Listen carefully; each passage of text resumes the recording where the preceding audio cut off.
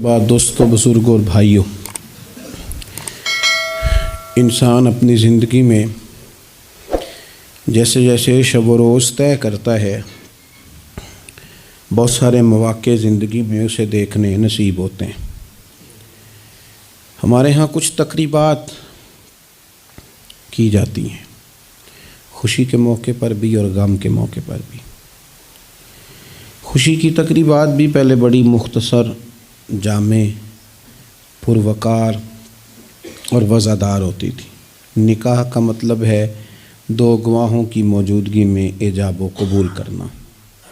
مختصر سے لوگوں کے بیچ بیٹھ کے نکاح ہو جاتا تھا، مختصر سے لوگ ولیمے کی دعوت کے بعد دعائے خیر پر اپنے اپنے گھروں کو چلے جاتے تھے۔ ہندوستان میں مسلمانوں نے ہندوؤں کو دیکھا کہ وہ مہندی کی رسم کرتے ہیں، اس پر پھر اتنی زیادہ توجہ لوگوں کی بڑھ گئی کہ وہ باقاعدہ شادی کا حصہ بن گئی، باقاعدہ اس پہ بہت بڑا سرمایہ خرچ ہونے لگ گیا۔ پھر اس کے ساتھ ساتھ فی نفس ہی عورت کا ہاتھوں پہ مہندی لگانا تو ناجائز نہیں، لیکن اس میں پھر ایک باقاعدہ تقریب رکھ لینا، پھر مرد عورتوں کا اکٹھے ہونا، پھر ڈھول ڈھمکا ہونا، پھر شور شرابہ ہونا، اس کی شریعت قطعاً اجازت نہیں دیتی۔ پھر یہ ہوتا تھا کہ شادی سے قبل جب رشتہ طے ہوتا تھا تو طریقہ یہ تھا کہ لڑکی اور لڑکے کا نکاح کر دیا جاتا تھا اور مناسب وقت پر رخصتی ہو جاتی تھی۔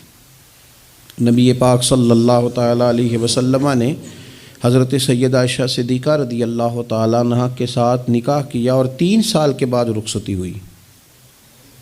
چلیں بعد میں لوگوں نے اگر نکاح نہ کیا تو پھر کہا کہ نسبت طے کر دی ہے۔ یہ بڑا سونا، اچھا، صاف ستھرا فکرہ تھا۔ اب باقاعدہ اس نام کو منگنی کا نام دے دیا گیا ہے، اور ہم دوسروں کی چال چلتے چلتے اپنی وزاداری بھولتے جا رہے ہیں۔ دیکھا دیکھی نا لوگوں کی، دیکھا دیکھی۔ میرج ہال کا تصور صرف اتنا تھا کہ اب آبادیوں میں جگہ موجود نہیں ہے تو باقاعدہ ایسے ہال بنا لیے جائیں جن میں نکاح آسانی سے ہو جائے، لیکن اب تو مہنگے سے مہنگا ہال، اس میں پھر سہولیات، پھر اس میں آسانیاں، پھر کھانے کی بھرمار اور مختلف ڈشیں، یہ سوائے اپنے اوپر بوجھ ڈالنے کے، امیر بوجھ ڈالتے ہیں، غریبوں کو پریشان کرتے ہیں، ان کے بچے دیکھا دیکھی اس چکر میں پڑ جاتے ہیں، حالات سنگینی کا رخ اختیار کر جاتے ہیں۔ منگنی باقاعدہ میرج ہال میں ہونے لگ گئی۔ اللہ تعالیٰ معاف فرمائے تو وہاں بھی مردوں عورتوں کا اختلاط ہے باقاعدہ۔ ابھی اس کا نکاح نہیں ہوا، وہ تو غیر محرم ہے، اس کو انگوٹھی دی جاتی ہے پہنانے کے لیے، اور لڑکا لڑکی کے ہاتھ میں انگوٹھی پہنا رہا ہے۔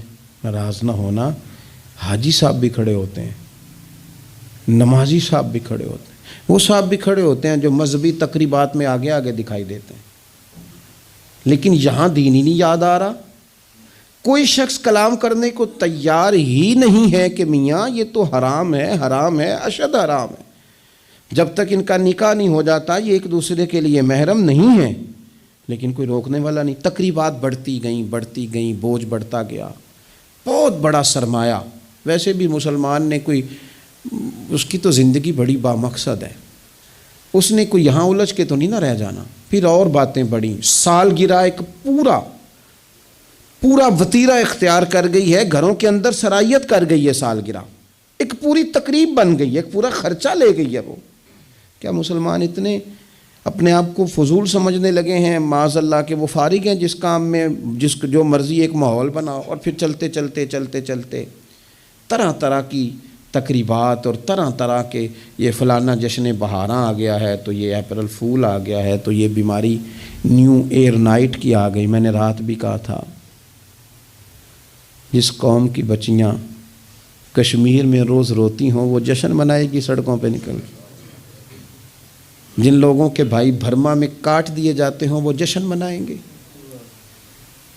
او خدا کے بندو، لوگوں نے تو تنقید کر کے چپ کر گئے، تنقید کر کے۔ دیکھو جی عرب شریف والوں نے وہاں سینمے کھلوا دیے، تم تو تنقید کر کے چپ کر گئے نا۔ یہ وہ مقام کرب ہے، یہ وہ مقام خوف ہے جب عرب کی دھرتی پہ عورتیں ناچیں گی، تو مجھے بتاؤ نا امام حسین کے دل پہ کیا گزرے گی، امام حسن کو کیا اس سے اذیت پہنچے گی۔ آپ کو پتہ ہے سیدہ پاک کو کتنی تکلیف ہوگی، مولا کائنات کو کتنی ہوگی، عثمان غنی کو، فاروق اعظم کو، صدیق اکبر کو۔ تمہیں پتہ ہے یہ عرب کا ملک کسی ایک شخص کی حکومت کی جگہ نہیں ہے، یہ کسی خاندان کا نہیں ہے، کسی قبیلے کا نہیں ہے، کسی سیاستدان کا نہیں ہے، یہ عرب شریف تو میرے نبی پاک کا وطن ہے۔ اس وطن میں جب گانے باجے ہوں گے، ڈھول ڈھمکے ہوں گے، تماشے ہوں گے، حضور کے قلب نور کو کتنی تکلیف ہوگی۔ اور ہم ہیں کہ مذاق بنا ہوا ہے۔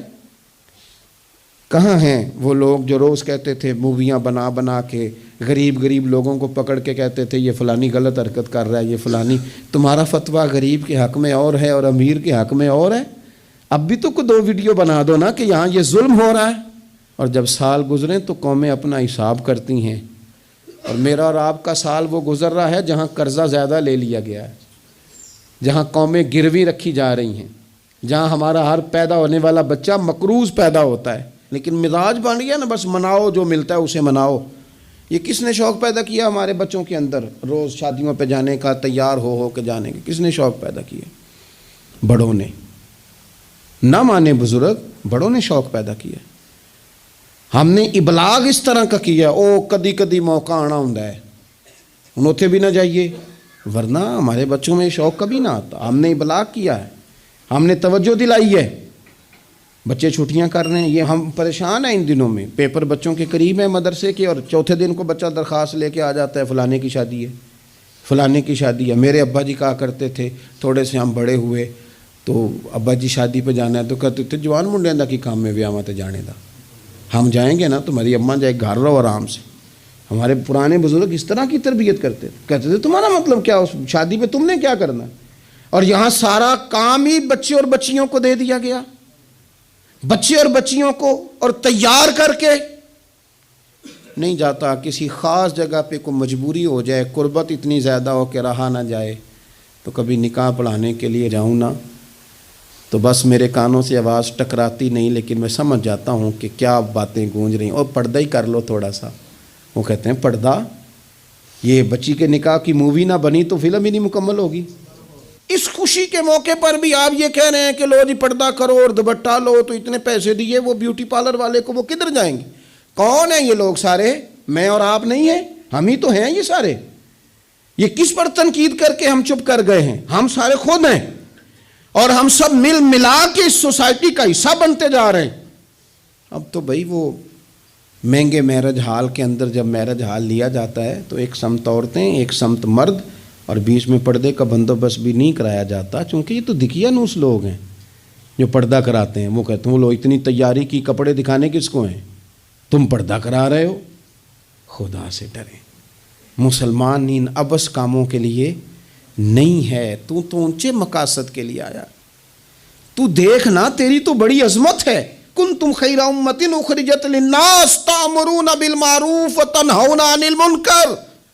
تجھے تو بھیجا تھا کہ تو دنیا میں خیر عام کرے گا، برائی کا ہاتھ تھامے گا۔ تو کہاں الجھ کے رہ گیا اپنی تقریب